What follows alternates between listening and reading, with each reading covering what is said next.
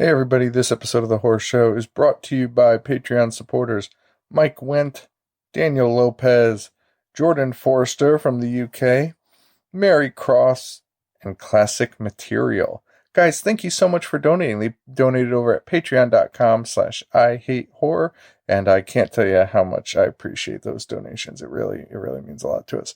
This episode, Paul is back as we talk about the 1979 classic Tourist Trap. So, listen, guys, it was like 1 a.m. when we recorded this, and we are out of our minds, and it shows, and we are so off the rails, way more than usual. So I apologize if you don't like episodes like that. I still thought it was pretty funny, though. It made me laugh. So I hope you guys enjoy it. Next week, we will be back with Street Trash, and I am so fucking excited. So excited. Also, make sure you check out salemhorror.com. Our tickets are on sale for our live show, October 14th. That's a Saturday. And we will be doing Videodrome and Halloween 3. We will be hosting screenings of those, as well as doing probably a full episode if Joe makes it. So make sure you get your tickets for that. Also, I know I've been saying this, but it is coming. Hats and pins are going to be up probably this week. I will be posting reminders. I was waiting for the hats for the pins, and then I was waiting for our new shop to be done. Everything is almost done. I just have to get the stuff to ship out the pins, and then we are good to go. We also debuted a new t-shirt design online, and that'll be in the next few weeks. We will have that pre-order up probably in the next 2 weeks or so. So also keep your eyes peeled for that. And guys, enjoy this episode, Tourist Trap.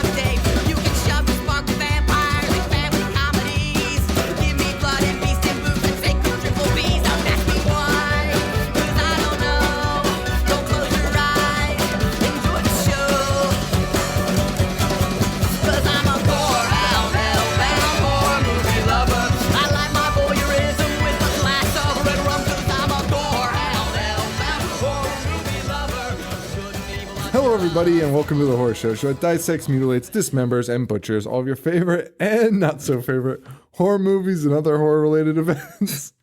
I'm Sean. I'm Paul. I'm what? Joe? Yeah. And I'm Joe. Yeah. I'm Sean. I'm Paul. I'm Paul. I'm Paul. Nailed that one. Well, I was saying I'm Paul. I was hoping we'd all mix up our names. It'd be a zany bit. That was zany. Just fucked everything up. Welcome back, Paul. Another week. Yeah. Another day and another not dollar. But thanks for doing it. We appreciate it. If we ever get famous, we'll do something with you. No, we won't.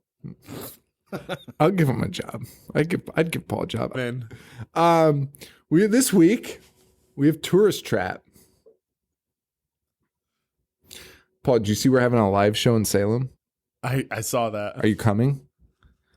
Because Joe might not be there. So what I'm saying is I need another host.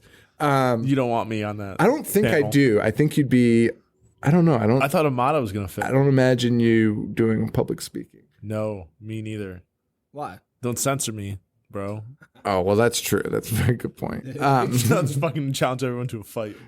All right. Get this fucking thing out of my face. So we're doing Tourist Trap 1979. Didn't realize this was a little bit of a relic. I thought this was an 80s flick. Yeah. 79 though. Directed by David Schmoller, who wrote and directed Crawl Space, which looks, I've never seen it. Have you seen that? No. It looks really good, just based on cover art. The Puppet Master guy as well. He is, yes. He did Puppet Master. He wrote Puppet Master. You wrote it? Yeah. I don't think he directed it. And starring Chuck Connors. Chuck Connors, Woof. the rifleman. Yes. My The dad first loves person riflemen. to ever. Man. Wait, he loves what? The riflemen. He's the first person to ever shatter a backboard. Really? He played professional basketball for the Celtics. Really? He was their center. And then he quit to play outfield for the Brooklyn Dodgers. And then he quit to become The rifleman. the rifleman. Huh. Yeah. And then he played this guy. So fucking This Chuck fucking Connors. idiot. Man. Tourist Trap. How many of you guys did you guys see this prior to? No. Yeah, I own it. Oh, also I should mention this is the summer of Splatter or something. Yes. Summer Splatter That or name's- something. That name's good. Something. Or something. First flick, not so much a splatter flick, but it had the name of a splatter flick. It should have been. With a name like that, By all- it should have been so much better. Yeah, it should have been the best splatter flick of all time. Sorority, whatever. Let's get off that topic. We're on Tourist Trap now. Yeah. Another little bit of a letdown. We have some fans Stop it. love this movie. I liked it a lot. Okay. Chuck Good Connors. for you, Joe. Chuck Connors plays Pleatherface. That was my biggest problem. Yeah, me too. Why was it our biggest problem? Yeah. Do we want to go too Stupid. Go to the end. It was Explain why. well, no, without spoiling it right off the bat. It was just very reminiscent with the museum, like the gas station in the original Texas Chainsaw Massacre, with the family, with the ripped house there, everything going off. back. How do we know Texas Chainsaw Massacre didn't rip this off? And this just wasn't released until like 6 years later. Touche. Well, I guess you have me there. Imagine if Paul had a quote from the director that was like, "Oh yeah, I ripped off Texas Chainsaw." And I quote David Schmaler. Well, how can we really believe this guy? So let's just hop into this one so we can really get into Tourist Trap, which I think they should remake. Can I say that? You know what? I'm okay with that. Yeah. I think this would make a great remake. I think kind of like the story, man. I like the story. I'm cool with the story. I just don't like some of the shit. Some of the Like shit. We'll get to it, but the music, I think everything the silly upbeat slapstick music. like with wood blocks and like gears clicking like boom. That there's like one score. It's like a Blue Man Group song. It takes you out of the movie. Yeah, it does. They play it actually at the beginning in the opening credits, and then later on in like the most intense scene in the movie. At the end, Yeah, they he's play like it having again. dinner. It's like a silly song. Yeah. Why did they put that in? There are some scenes in this that, like, actually the opening scenes, I was like, holy shit. I was like, this movie's kind of scary. Yeah, I Like, fucking hated it. I was like, fuck, I'm not watching this alone. oh, yeah. Creepy as balls. The mannequins looked fantastic. Yeah. And then it just, to me, it slowly derailed as we learned more and more. Opening scene was definitely creepy, though. Yeah, like I was No like, doubt. oh my God. Dude, remember? Okay, all right, we'll get there. I've got All some. those, oh, Dude, that's what I hated the most. What? Dude. woo! It was so weird. Woo! Like scream singing. It was the weirdest thing. But we get this weird music. We get the credits. A man dressed like only the 70s could allow, rolling a tire down the street. He's got a scarf, a bucket hat, and an open shirt. Scarface. Sure did. Scarf, Pleatherface. We also meet that guy. We meet his girlfriend who's sitting under a homemade tent at the car waiting for him. A car full of their friends show up. This is the most Did you see disjointed that beginning. thing? What? That thing? That tent? What are you talking The about? car's a fucking Volkswagen thing. Never mind, you guys. Oh. Kids. Wait, I still. Oh, it's a that's the Volkswagen name of thing. it? It's the model. Yeah. I didn't know they had a car called the thing. Nobody knows that. I mean, And they a car full of friends pulls up and they kind of they set the stage for us that all these friends are on vacation together, even though they took two separate cars. And their car had a flat tire, so this guy was bringing the spare to get air in it because he had a spare, but it was just flat. So that's the tire he was rolling down the street. So she hops in the car and they're going to go find him because they're like, one girl's like, oh, I bet his feet really hurt. Yeah. He's walking in the desert. But he's got a lot of problems going on right now. So they decide to go find this guy. Meanwhile, that guy shows up to an empty ass gas station and he hears some laughter in the back room. So he goes in and we see a creepy fucking head of hair. Yep. You think it's a woman. And then it fucking turns. Not in like, it is a jump scare, but it's not. It's like. No, it's just a scare. It's a scare. Yeah. And it turns and it's this fucking mannequin head and it just shoots up and starts laughing. Mannequins are flying into the fucking window. Windows are breaking. Well, doors, windows are closing by themselves. A branch goes through the window. Branch goes through. Is that a branch? I thought a mannequin got thrown. No, it's like a mannequin body that got thrown. I thought it was like a tree. No, it was just a mannequin body, which I mean, neither makes sense, so it doesn't matter. And the other mannequins inside are laughing. A mannequin pops out of a fucking closet door, just like it is straight up laughs for so long, dude, so long. Actually, that's actually one of my notes. Was I was like, okay, this scene was like legitimately scary, and then after 5 minutes, I was like, well, no. Well, how long is this going to happen? Like, there was that like chest there, dude, and like I was like shooting. I was like, something is coming out of that chest. I'm just waiting for it. Yeah. And I was so uneasy. And it didn't happen, but. Well, it just started shooting drinks at it. I don't know why this bureau had glass beverage bottles in it, but it starts shooting glass beverages at the guy whose arm is like stuck in the hole in the door. For some reason, he's like trying to, I don't know. His arm is in a hole. In a door. Yeah. He broke through and he tried to reach in and something grabbed him from the outside. Yeah. So he's like, is that stuck. what it was? And then, so it's shooting all these things at him. Then it tries to throw at the bureau, magically tries to throw a knife at him. Yep. It misses, but it doesn't miss with the pipe that's just sitting there. And he gets plugged with a pipe. And a pretty awesome scene where blood just starts. It's like right in his fucking, it actually made me cringe because it's like right in your soft spot, like on the side of your abdomen. I thought this was like a great way to start a movie. Dude, I couldn't believe it. Me too. I couldn't believe it. It's just what happens after is silly. Sure. And also, Joe, why was all that shit flying?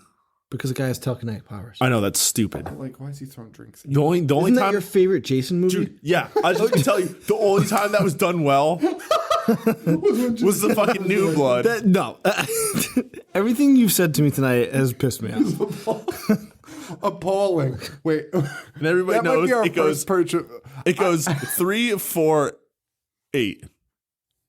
For Jason movies? Yep. Which one's 8? Isn't that New Blood? Isn't that Manhattan? Isn't that 9? I'm going to go grab a drink while you guys argue.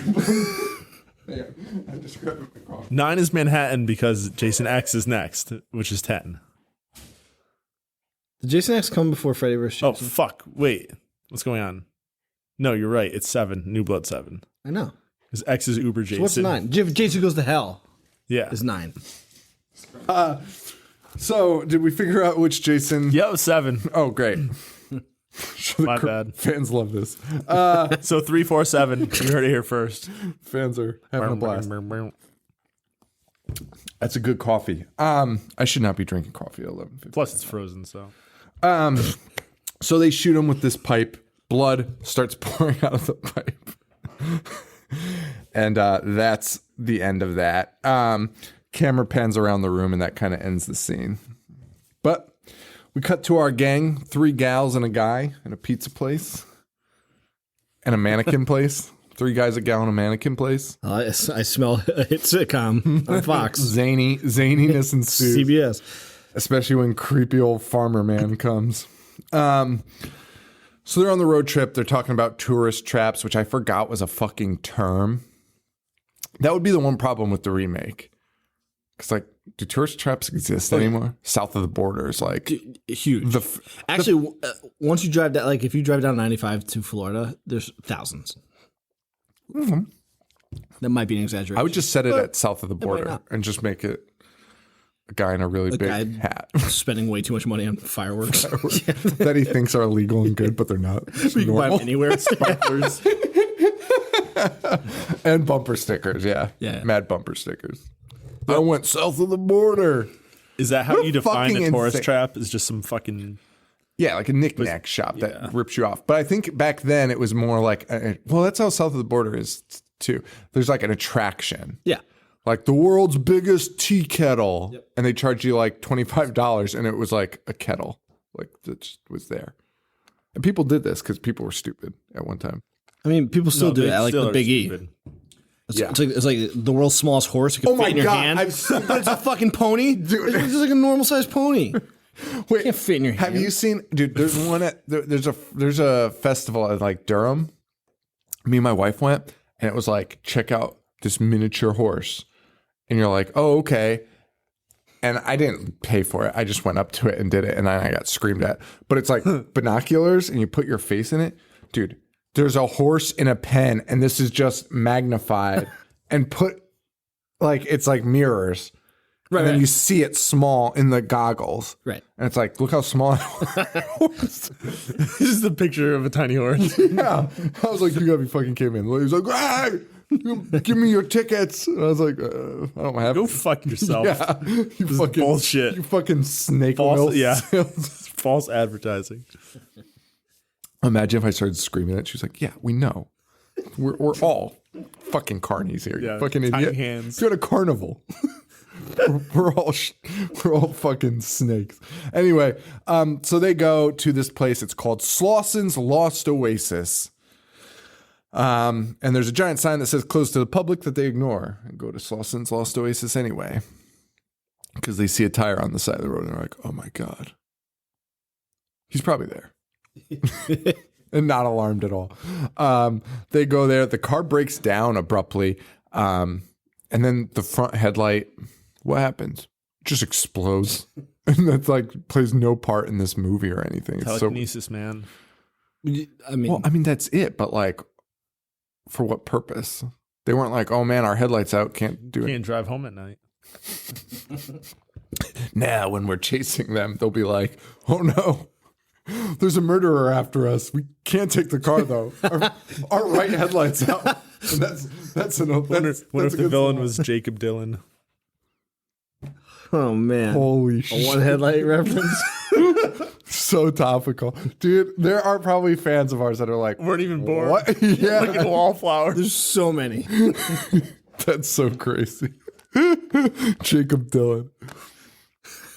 I remember when my dad was like, that's Bob Dylan's son. I was like, who's Bob Dylan? And he played him for me. And I was like, this is terrible.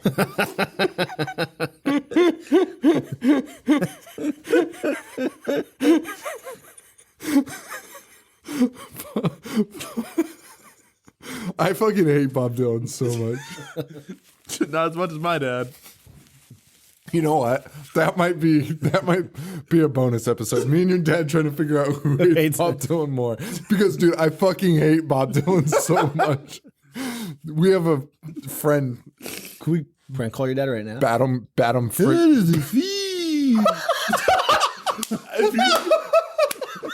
You got his number. It's 11:20. It's Bob Dylan. I can't even do his voice.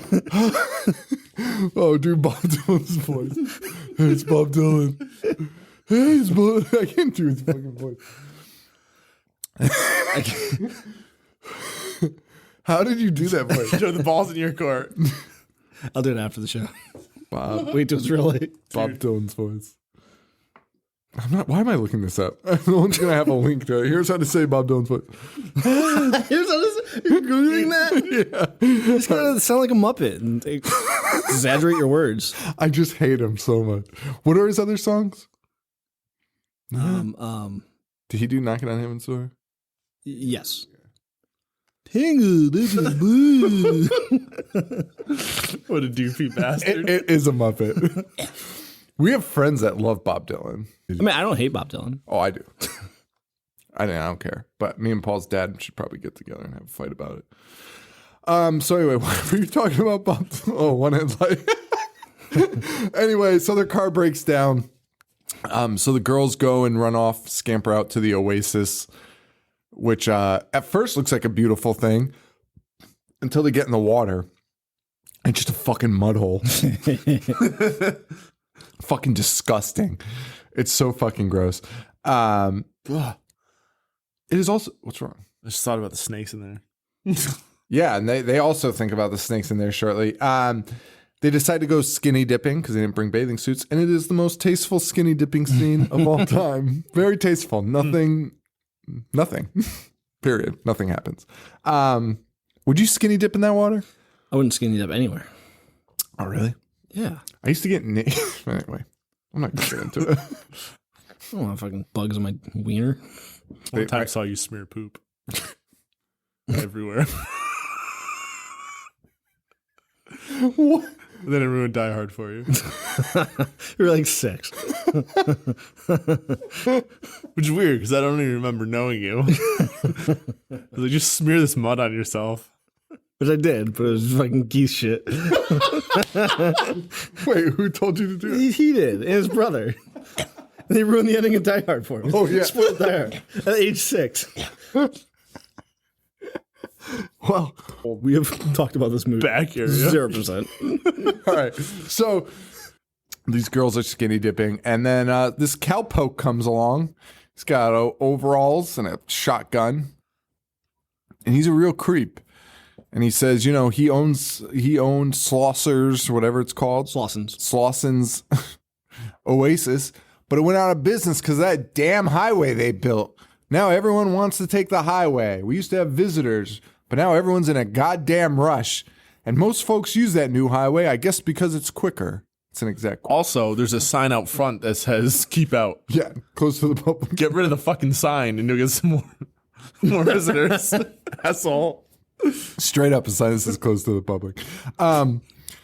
Yeah, and he's also like, wow, he doesn't understand why people want to use a highway, and he assumes it's because it's faster. Right. Yeah. People don't want to be heckled by you fucking farm, You fucking town cowpokes, fucking trying to sell a mud hole as an oasis. So he tells them to get out of there before it gets dark because of the snakes. But you can tell there's something up there. There's something behind those words. He's like, you got to make sure you're out of here by dark. So the girls go to the car where the cowpoke is again. I'm just going to keep calling him a cowpoke. He tells them that, you know, he'll take them to his place and then he'll help them fix the car. And you got, Yeah. there you go.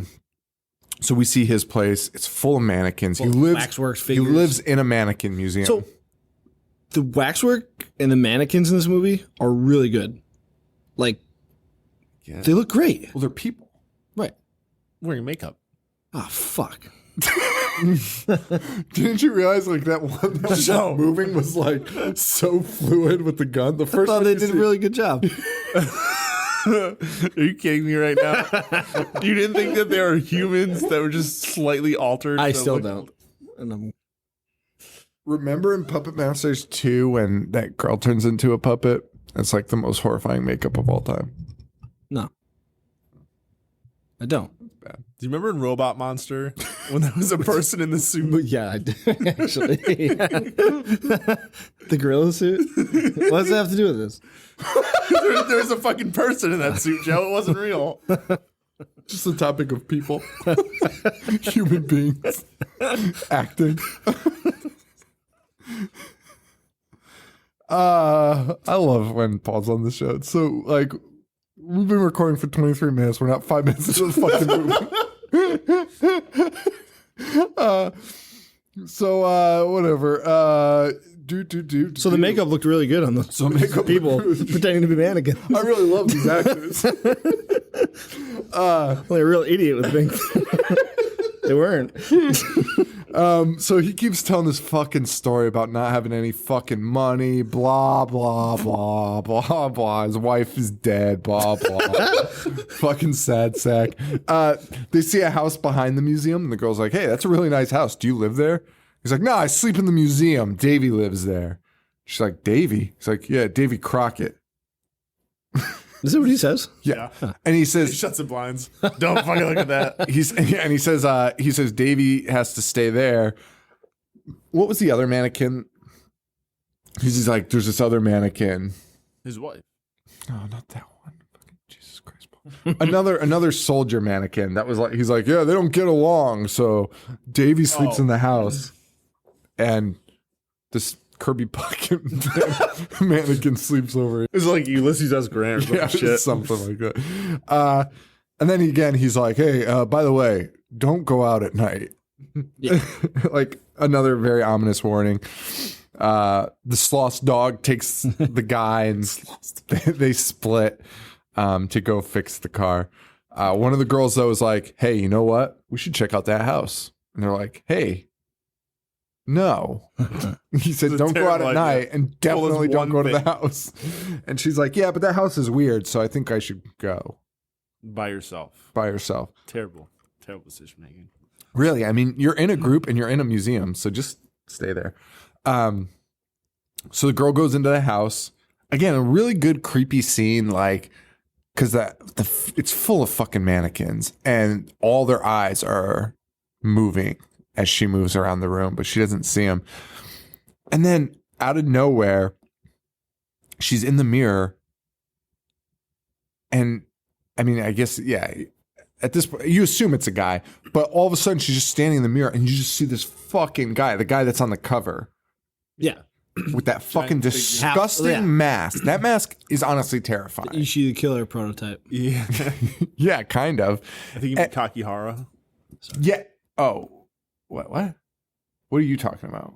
What's And Ichi the Killer? Oh, That's not Ichi. I was gonna say. It's Kakihara that has the slice. Anyway, I thought you were referencing that weird thing in fucking Star Wars that's got like. Do you know what I'm talking about? Carrie Fisher? I don't.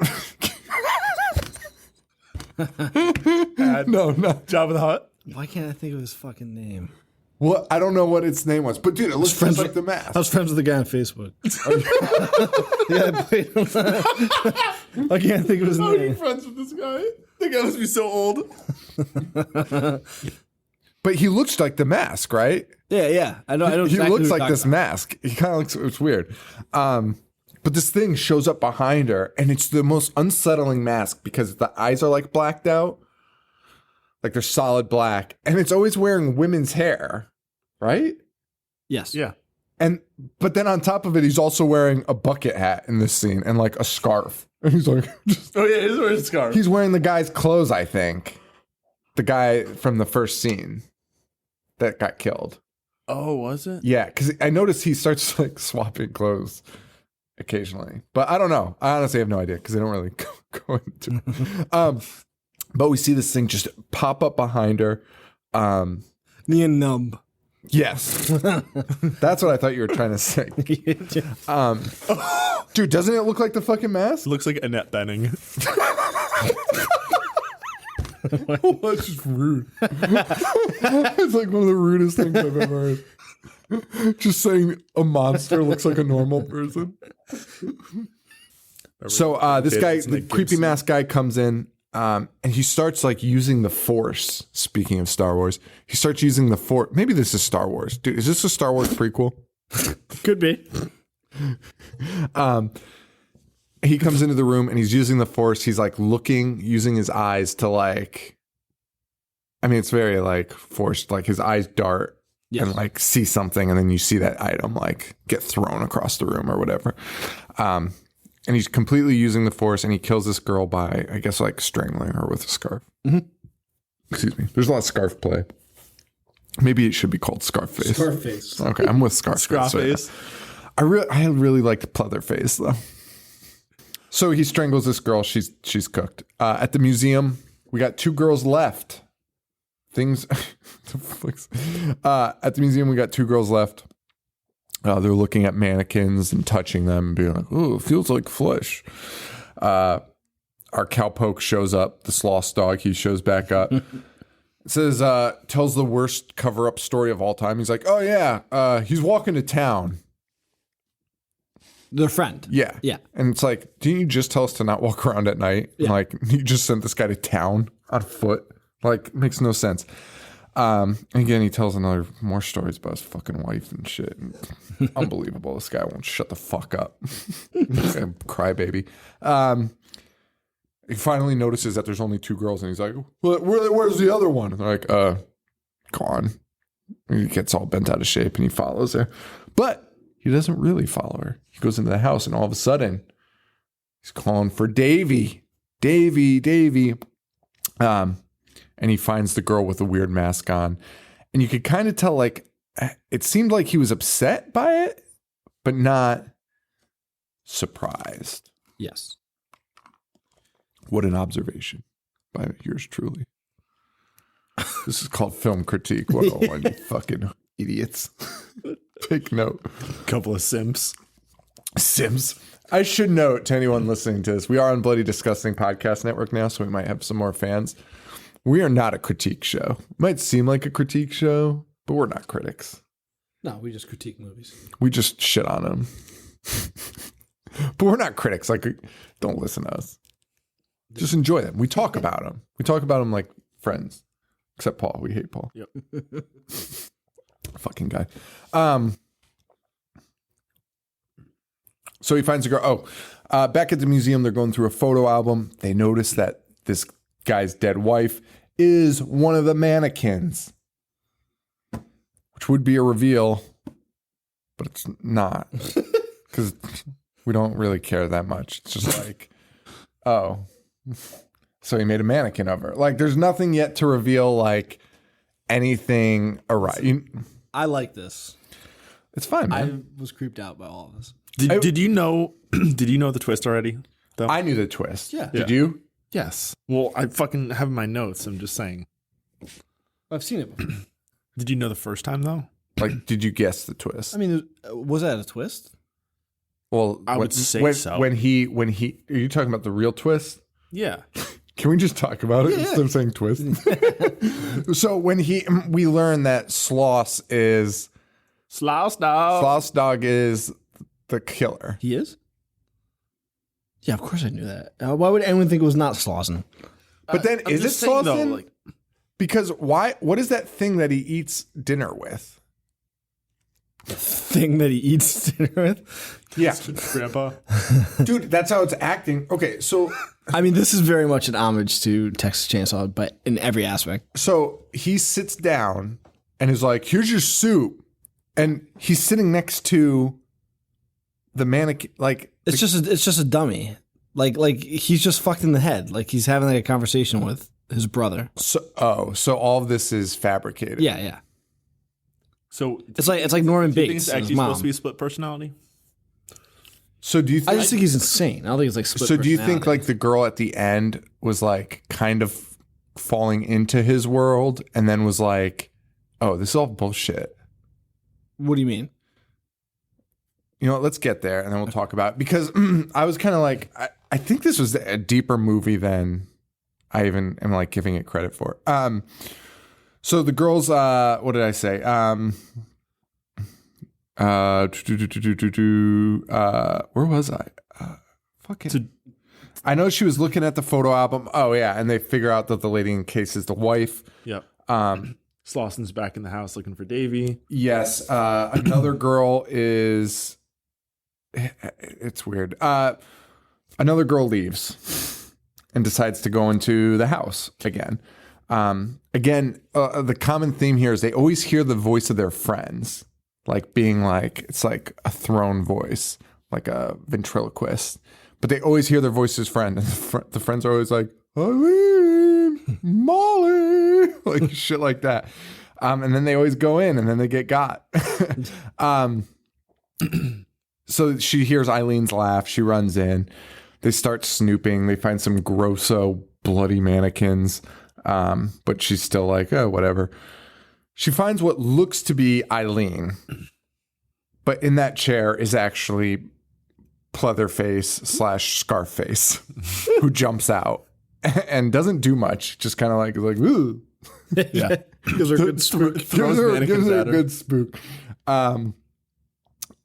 All the doors start locking and closing as has happened in the past. A bunch of mannequins fall on her. Pleatherface is rubbing on her. It's a very weird scene. But we get our first escapee as she hits Pleatherface, knocks him off, but then it's all for nothing because With like a mannequin arm. Right? Yeah, mannequin arm. And then a bunch of mannequins fall on her and she's incapacitated completely. Like, I don't even know why that happens. It's so odd. Our killer brings a girl downstairs, ties her up. Also in the basement, our other girl, that went missing earlier, and our guy, and they are all tied up. He starts strapping this girl to the table, starts smearing like cream cheese all over her face, but I guess it's plaster. No, it's plaster. It's definitely plastic. That scene like gave me anxiety. Why? It was creepy. What do you mean? He's like explaining to her how her heart's gonna explode and like the fear setting in. Like you can hear her like gasping for breath. Like, Yeah, it's gross. I liked it. You didn't like it? No. Meanwhile, our final girl, Molly, is deciding she's finally like, hey, I'm going to go check out what's going on because no one's around anymore. I haven't seen anyone in like hours. So I think it's time to check on people. And immediately she starts getting chased in the woods by Pleatherface, just chasing her through the woods.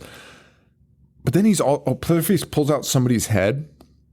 Was it the girl's head that he just made the cast of? And he's like talking with it. And then she escapes over a fence. He can't catch her. So he just chucks the head at her. And I was like, please tell me this head hits her and like kills her somehow. But it doesn't. The head just lands near her and is like, he's using the force. Like he can use the force. Yeah, he's got powers. But is that real or no? That's real. That's real. So he has powers. Yeah. So he is making mannequins talk. So it's not so much of fucked in the head. No, he's making those mannequins talk. Right. He's also insane.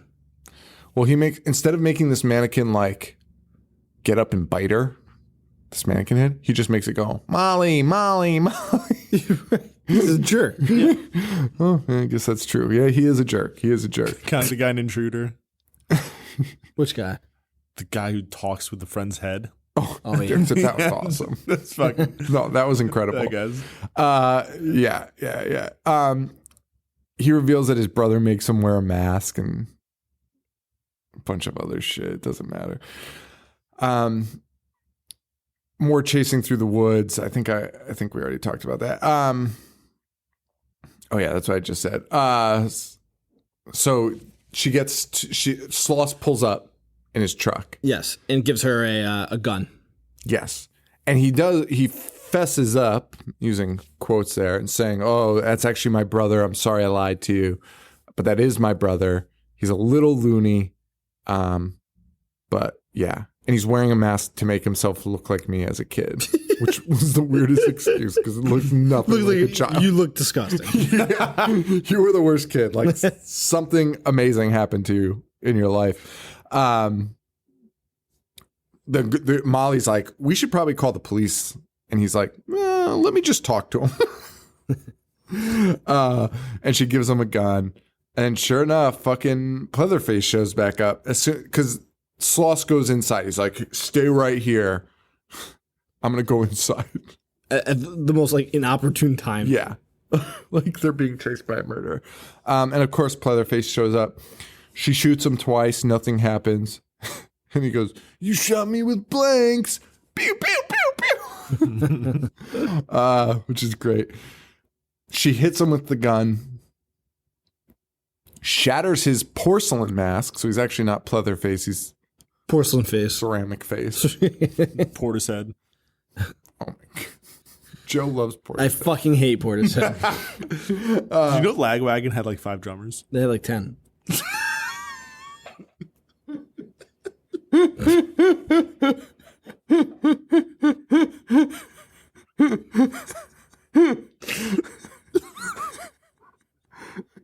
Do you like Lagwagon too?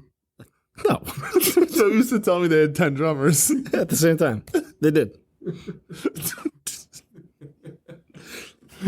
How'd they fit on a stage? That's it. That was the marvel of it all. All right. So she smashes the mask. Mask crumbles, reveals that it's Sloss in the least surprising scene of all time. and no one even acts surprised. Well, I mean, the voice that he's doing as Davy sounds just like Sloss. It's the entire Sloss, movie. and he's shaped It's just so like obvious. Sloss. Yeah. And then after it's revealed that it's Sloss Dog, she just goes, "It's you." This is the most drawn out you. Yeah, you. That is strong. That Simpsons guy? Yeah, It's true. She runs to the oasis and like I'm pretty sure Sloss like drowns her, she but then she lives. she like gets the oasis and she's like, do I go in or do I not? Because I know that the snakes are in there, and she like kicks one on the way in. That's fucking It's like I'm still going. yeah. So kill myself, Well, I mean, Thank you for being how rational. are you going to do that? bury my fucking head in the dirt. I don't know. I'm not getting in that water. So you just let the guy kill you. Yeah, I don't want to deal with that either, though. So what would you do? My thing is I'd probably outrun that giant piece of shit. Oh, yeah, you would. Because that guy is You no way. played for the Celtics. There's no way you're outrunning. Yeah, like 40 years before. Dude, when they took shots without leaving their feet. They didn't How do you even break that take jump backboard then? shots. That's true. Good point. What if he's just so tall? He wasn't, You could just reach. Joe. He played outfield. She runs to you and says, "Oh, creepiest Yeah. scene ever. Sloss talking to a mannequin. This is the scene. Okay, so this is one of the scenes I want to talk about. So Sloss is feeding the mannequin, but it's got no response. Like the mannequin's not responding, and the mannequin looks like the fucking killer. It's got the same mask and shit. Yeah, because it's like a Norman Bates thing. And then he goes to feed it, and then it's like not talking. So then Sloss puts on a mask, and then the mannequin comes to life and starts talking. Because he has telekinetic powers. He's making it do that. It's very simple. Yeah, I understand. It tells old as time. So he does that scene, which that's when I started getting. I didn't really quite understand. I don't know if he's a ventriloquist. I think he's part ventriloquist. Yeah, because that's how the mannequins are talking. He can throw his voice. Jesus Christ. Does he have sex with the mannequin that looks like his wife? No. Most definitely. Yeah, 100%, Paul. What are you, naive? Kidding me? Guy's sticking his dick Keeps in in the anything. museum. I guess he sleeps there. He sleeps there. Allegedly. You never saw his bed. Yeah, you did. We did. You did. Because he brings Molly on the bed. Ooh. Well, anyway. Does he have sex with a mannequin? The answer is yes. Okay. The fucking bozo thing now. The girl, I don't even know what happens. The two remaining prisoners, the boy and the girl, they managed to escape Yep. by using a key that I've seen in the fucking movie for 45 minutes. Well, they kept showing He, Sloss he kept tried to on reach moving for it, but the kid almost reached for it when he put the plaster on the face, and he used his telekinetic power to like slightly move it out of his reach. Yeah, right. And Just then he to annoy him? fucking trolled him. Fucking He's like, throw it he's like, away. "Yeah, you like that? Fucking swallow How about it. that?" Fucking weird. But they managed to escape. They finally get the key. They escape. And there's this good scene that I kind of didn't like, where they break out. Fucking Pleatherface is having a tea party with his fake plaster parents and like throwing the voices of the parents like woo. Blaster parents. It's the fucking stupidest scene. And but these people escape and they're like being sneaky, and somehow he hears them in the hallway. And so they're like, oh, blend in like mannequins. They both fucking freeze. Like he knows who they are. And he's like walking up and down, like right next to him. And they're just like standing still. Like you'd be like, okay, well, there's Two things that weren't there before. Yeah, and first of all, at least the girl And the blended. guys that had- But there was Who had the basement? there was no other guy mannequin. no. They're all female. Yes. So the guy should have fucking stood out. Yeah, but it didn't. And then the guy bolts and jumps through a window, which they put in extra slow motion.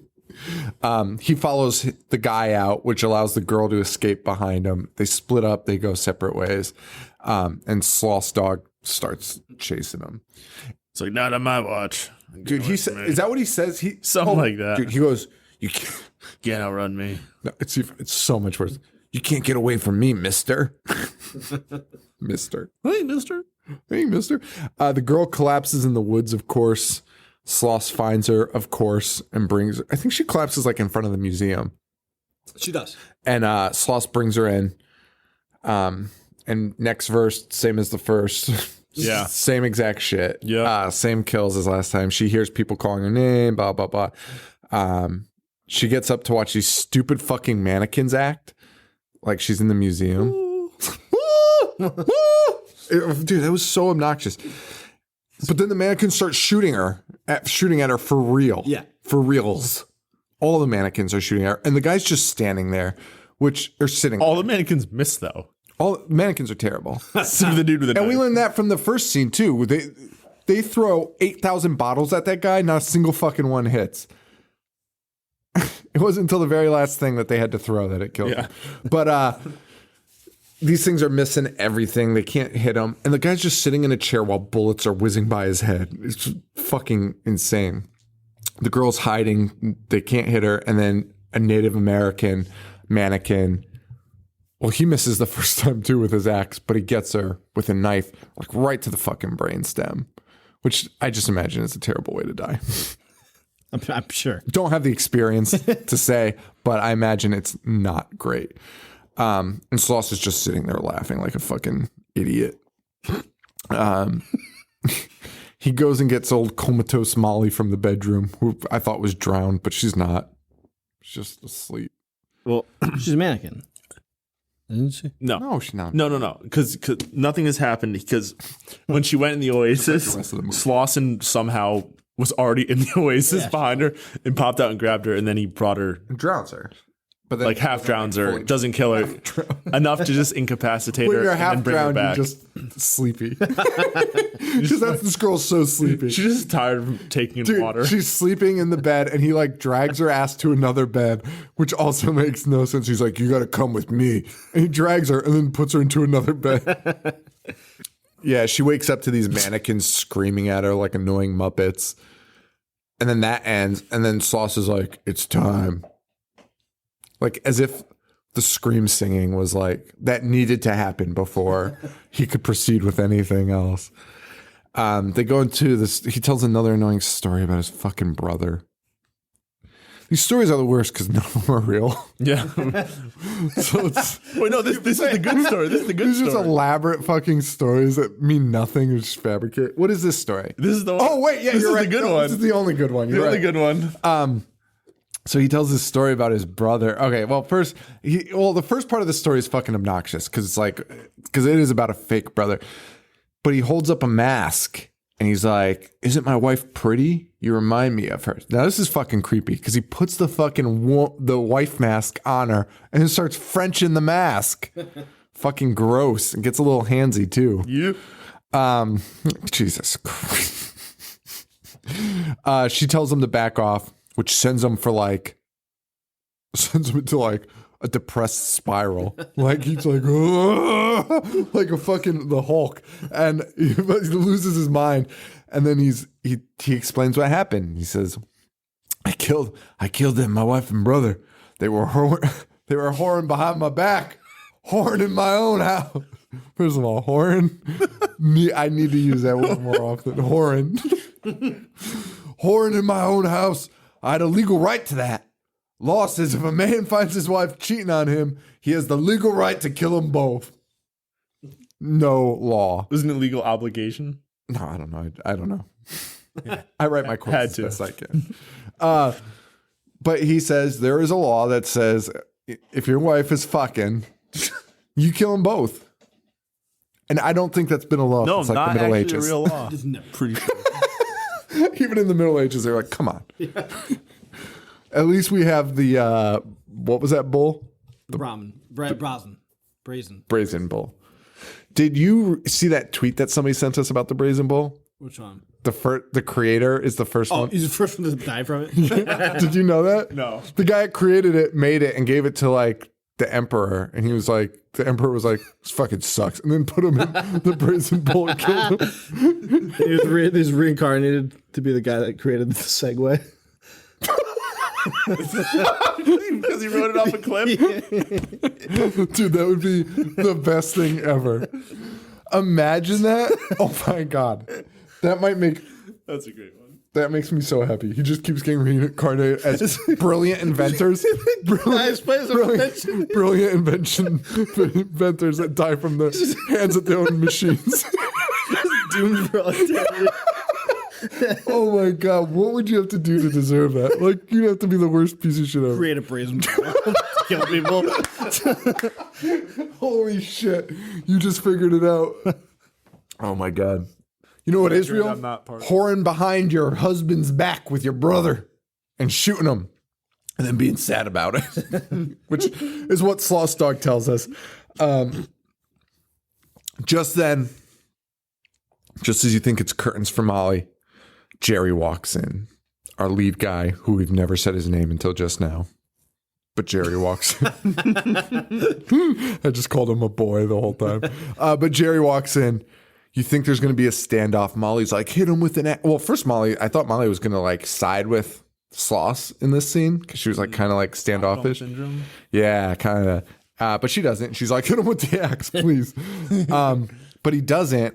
And then Sloss just goes up to Jerry and rips off his fucking arm. He's like, he's just a mannequin. Which none of his mannequins have done this yet. Great makeup on that mannequin, though. Or was it a great mannequin? That was the most amazing mannequin I've ever seen. Jerry the mannequin. Molly breaks down. She's just on the floor screaming, this is not happening. But it is, Molly. They're alive. All the mannequins are alive. But see, this is okay. All right. So here we go. And then the whisper, like they're all whispering, like, join us, join us. Sloss starts dancing with mannequin wife, who turns into a real wife. I understand that is him losing his mind because that was like a person it turned into. But we see some weird visuals, like witch mannequins and shit. And it's like from the perspective of Molly, it felt like. And just weird shit. So, and let's just end it. Molly uses an axe. Hits Sloss Dog in the neck. Sloss Dog's dead. And then we see Molly driving in a car with 4 mannequin friends. And she has the most deranged look on her face, and it might be like one of the most scary things I've ever seen because it free frame and she has like this deranged fucking smile on her face. Okay, so that's my question. Like, is she sitting there? I think what happened, and I don't know if I like this more or less. This movie's so middle of the road for me. I really just didn't do anything for me. But she's sitting there and I feel like she's seeing what he's seeing, kind of. Like she's seeing mannequins come to life because she's fucking scared. But then it seemed like it was like almost like a mind over matter. And she was like, this is all bullshit. This is all him doing shit. Either like the telekinesis and shit. Mm-hmm. But like also mixed with a little bit of her losing her mind. And she's just like, if I just fucking own up, grab this shit and kill this guy, I think it's all going to go away. Right? Like that's how it kind of felt to me. Sure. Okay. Well, I don't get what you're asking, though. I don't know what I'm asking. I'm trying to figure out what's real and what's not. And I think she was like coming into his mindset, like whatever mindset he was in. It felt like she was joining him. I just felt she was just severely traumatized at the end. Just lost her marbles. I don't know. That was fucking scary though. That you can't leave your friends behind. Dude, the face she has in the car is it was scary. Like the girl in the closet from The Ring. No, like I don't even know why. It was fucking scary. It was almost like Uncle Rumpel's face in the closet. But so scary. No, remember when we were driving in Philadelphia and that troll? Yes. Oh my God. We saw a literal troll under a bridge. Come on. I've literally never been more scared in my life. Like, dude, he was like, drive. I would have, if Joe hit this person, I would have been fine with it. I would have gotten thinner. Dude, you would have gotten a gypsy curse, although that person definitely has no family. But this, Paul, the face, well, the gypsy family is what put the curse. I mean, Paul, I was like terrified. Like, because, Paul, we were turning to get on the highway, and this guy just comes over and is he coming towards you? Dude, he's like, on my car. Paul, that's what was so scary. And the way the sun was, dude, we stopped. And I was thinking about rolling my window down, heckling him. Paul, and here's the worst part. So we stopped. It's a stop sign, and there was 2 intersect. Like it was weird. There was like an intersection and then another one that had no stop sign, and then you kind of like go through that and you're on the highway. Okay. And so like it was like kind of like, and I don't want to say perilous, but it was like it wasn't a place where you'd want to speed through. And I was like, you have to, like, I was like, go, go, go, go, go. Like, Was it like red light or stop sign? dude, I was fucking stop sign. And I like my heart, like, because I looked to the left. And where the sun was, dude, everything about it was perfect because the sun was glaring that like you couldn't see. He just like appeared. it was just a shadow. It was just a shadow, a backlit shadow of this thing approaching the car. And like my heart stopped. At first I thought it was like a cop. And then it approached and I saw this fucking face that is like burned into my soul. Dude, I want to see this. It was not human. It was not human. I don't believe it was a human being. This is like the homeless man in Candyman that turned into a dragon. It was just a poor homeless guy. Like, I feel terrible, but like, but in that moment, I was like, that was not human. That was a monster that just tried to attack us, and it like was approaching the car. And afterwards, I laughed like by myself because I was like, imagine walking up to somebody asking for help and What was your face like? I don't even know. Just in shock? I think Paul. No, No, it's just like, why is the guy coming into my car? John was absolutely freaking out. So, I mean, he was visibly, like, audibly being like, go, go, go. Dude, I was fucking terrified. That guy probably laid down in the highway after that.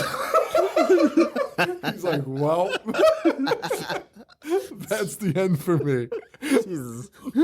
Not only do people not want to give me money, but they are horrified by me. And just to specify, if I leave this story in, which I will, I feel bad about it now. Looking back, I feel bad about it. But like in that moment, it was a crazy person approaching the car. I can't even express how scared I was of this person. And really, it was probably more that like the glare, and I couldn't see like their features or the shadows. Like, Man, that's my favorite part of that story because like even by myself, like I'm just at a stoplight and like I'm like, why the fuck is the sun right in my eyes? And then this like, thing just appears. Like, whoa! It was so fucking scary. And the other weird part was we were in Philadelphia, such a major city, and there was like no one else around. There was nothing. What time It was like this empty. at? It was like rush hour. It was like in the middle of the afternoon. We were leaving at like 4. It was like 6:30. Oh yeah, 6:30. And there was nobody. There was a fucking single car behind. There was nothing except. Oh wait, there was a bed under the bridge. Mattresses under. Dude, the I would bridge. have ripped through that intersection so fast. Dude, Joe went pretty quick afterwards, but I think it was just at my behest. Oh my god, dude, terrified. Well, that's the show. Wait, did we finish this? Oh yeah, we did. Sean, would you, if I said come over and watch either Sorority Babes or this, what would you rather come over for? Just stay home. Yeah, that's not an option though. So that's it. Next week. You're not gonna answer. What was this? Oh, which one would I watch? Dude, I actually feel really bad on. I listen to the shows while I edit them, and sometimes Joe will say something, and I'll be like, yeah, and then I'll go past it, and I'm like, why didn't I talk about that? And it's just because like I think I want to keep the show going, but when I listen, I'm like, you could have taken 5 seconds and addressed this really funny comment Joe made. I actually like get bummed out about it. It's like my biggest regret. So that's the show. Dude, just play some really sad song to end. Some shitty Bob Dylan song. Everybody must get stoned. Dude, I have so much edit. We got to end this. All right. And to answer your question, Yeah, what the fuck? I would watch. They're both pretty bad. You know what I would pick? I would rather take the extra 30 minutes and do whatever I want after watching Sorority Babes. Here's what I would do. I would watch Street Trash. Which is what you're watching next week. Now watch us be like, fuck Street I was Trash. gonna say wait until I would watch Texas Chainsaw Massacre. Dude, I was so. Followed by Friday the 13th Part 7 New Blood. Well, there you go. Best of both lined worlds. up. All right, that does not answer my question one bit, but here we go. Do you still agree that Sorority Babes is better than this? I don't think it's a better movie. Right. I personally enjoyed watching it more. I think because I laughed at how stupid it was. Well, like Sean said in Tourist Trap, they kind of repeat the same scene like 3 times in a row. A lot of times. The last like Every 40 single minutes. guy Last is- 40 minutes is super slow. I assumed Slauson was the killer. Which ruins it. Yeah. The horn scene's the best scene. Yeah, Sorority Babes definitely wasn't slow and didn't have a stupid killer. He won me over on that one. Well, there's a bunch of friends getting together talking about movies. These are dicks. Anyway, guys. So next week is whatever. What is it? Fucking Street Trash? Street Trash. Super excited. We should have shouted out who picked Tourist Trap. I don't know. Tourist Trap. Oh, homie Melissa. Did you say they liked this movie or they didn't like this movie? So they actually tweeted me about Tourist Trap. It must have been like 2 years ago, like when we first started. Like, I think they did not. Like, I think they thought it was really stupid. So they're with Paul. Yeah, I mean, I think they had. I mean, it seemed like they had more fun while doing it. I bet you if you watch this with friends, you'd probably laugh more. Like if we watch this together, I don't know if I'm as spooked out as I was when I watched it. Because I was watching, I was like, some of these scenes are fucking creepy. Right. But if I watch it with you guys, and I'm fucking laughing my ass off at stupid shit, like You wouldn't laugh during Tourist Trap, though. Sorority Babes, you would laugh. Nope. no. Are you sure with other people? Well, maybe. I don't know. Yeah, but not at the movie. You know what I think the other thing that kind of won me over about Sorority Babes is? What? That the last fucking movie I watched was Sick because I thought you assholes wanted my opinion. In general? Yeah, no, come on. But I actually watched Sick and took notes on it You took notes? for no reason. You were at a wedding. What, did you put them in I your didn't pocket? know that. I thought You didn't know you're going to a wedding? I knew I was going to the wedding. Okay. I thought you guys were gonna fucking ask me about it. Because didn't you tell me to watch it? At the wedding. Yeah, Sean told me to watch it. That we were not at? Yeah. Okay. Perfect. Oh, the one you texted me and said, keep your phone on, we're going to call you. And so I watched Sick. It's a fucking big piece of shit. Dude, Sick was the worst thing ever. But what does it make you like Sorority Babes more? It gives me an appreciation for pieces of shit movies. So then wouldn't that make you like Tourist Trap even more? Nope. Okay.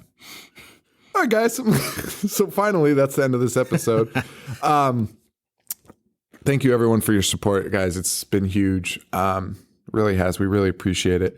IHateHorror.com, Facebook.com/IHateHorror.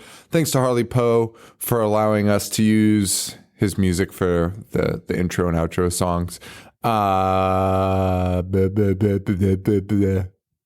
I'm a scat man. Beep-ba-ba-ba-do. Beep-ba-ba-da-do. We get sued for doing that. Could you? No. Yeah. You can. That's an interpretation. No, you can still do it if you're singing it like exactly. That was Luckily, scats. That was not. Scats is all about that jazz. You feel it in your soul. What else do we have to plug? Anything? Rate, review, subscribe on iTunes. If you do, send me an email, Sean@IHateHorror.com, and I'll send you some stickers for free in the mail. And that's it for that shit. Yeah. Just do whatever. I don't give a shit. Give a shit about this show. Or you, the fans. Go fuck yourself. You can find me on Twitter at IHateHorrorShow. Snapchat and Instagram at IHateHorror. I'm at JoeV421, Boogdish 1985, and Horror Show Joe. Well, for Joe, this is Sean. Stay weird. Thank you. Adios.